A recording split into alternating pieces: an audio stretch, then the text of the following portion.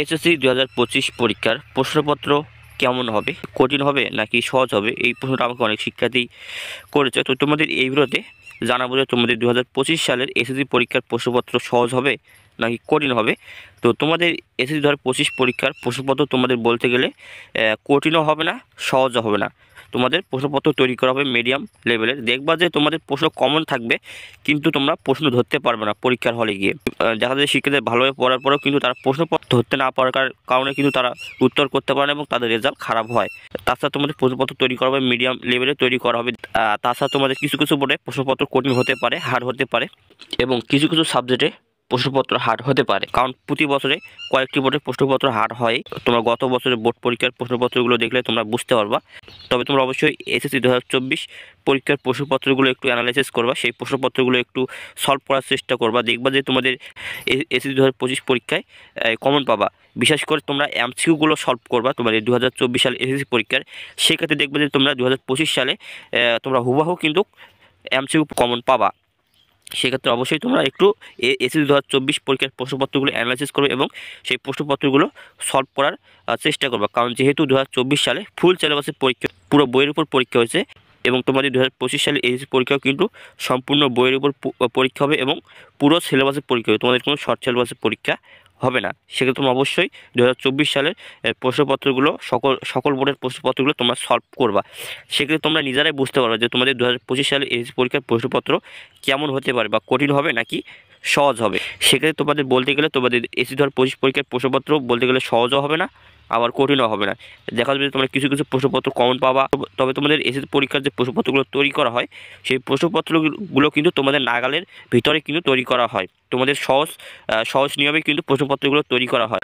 Board এমনভাবে প্রশ্নপত্র তৈরি করে, তোমরা দেখবা যে তোমরা জানা জিনিসও কিন্তু তোমরা ধরতে পারো না।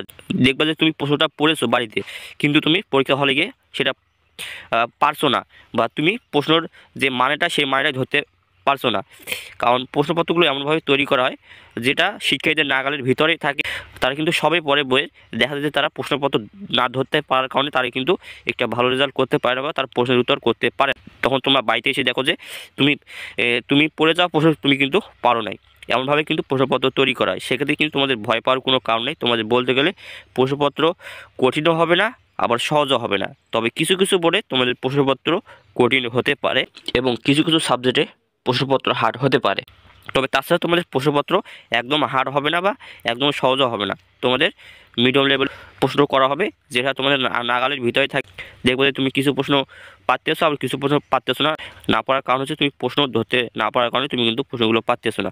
মূলত তোমার বোর্ড এমনভাবে প্রশ্নপত্র তৈরি করে, দেখা যায় যে শিক্ষার্থীরা পড়েছে কিন্তু সে প্রশ্নটা ধরতে না পারার কারণে কিন্তু সে পারতেছে না। তখন সে মনে করে যে প্রশ্ন হার্ড হয়েছে। আর তোমাদের প্রশ্নপত্র কিছু কিছু শিক্ষা বোর্ডে সহজও হবে, এমন সহজ হবে যে দেখবে যে তোমরা সবই পারবা। তবে তোমাদের প্রশ্নপত্র বলতে গেলে তোমাদের হার্ডও হবে না, আবার সহজও হবে না। মিডিয়াম লেভেলে তোমাদের প্রশ্নপত্র তৈরি করা হবে। কারণ তোমাদের এসএসসি 2025 পরীক্ষার প্রশ্নপত্র তৈরি করা হবে একদম সহজ নিয়মে প্রশ্নপত্র তৈরি করা হবে। কিন্তু তোমরা শিক্ষার্থীরা প্রশ্ন ধরতে পারবে না। প্রশ্ন না ধরতে পারার কারণে তোমরা কিন্তু প্রশ্নের উত্তর দিতে পারবে না, বা তুমি বাড়িতে এসে দেখবা যে সেই প্রশ্ন তুমি জানো কিন্তু তুমি প্রশ্নের উত্তর দিতে পারোনি প্রশ্নটি না ধরতে পারার কারণে। তবে তোমরা অবশ্যই একটু ধারণা নিবা। তোমাদের 24শে যে জুলাই গণঅভ্যুত্থান হলো, ছাত্র আন্দোলন, সেই ছাত্র আন্দোলনে তোমরা একটু ধারণা নিবা। কারণ সেখানে তোমাদের জুলাই গণঅভ্যুত্থান নিয়ে পরীক্ষায় তোমাদের সরাসরি প্রশ্ন আসবে না, কিন্তু তোমাদের উদ্দীপক আকারে তোমাদের প্রশ্ন করা হবে। সেখানে তোমরা অবশ্যই একটু জুলাই গণঅভ্যুত্থান পড়াশোনা করবা, ধারণা রাখবা। তাছাড়া তোমাদের প্রশ্নপত্র সহজই করা হবে, এমন না যে একদম কঠিন করা হবে, তাও না।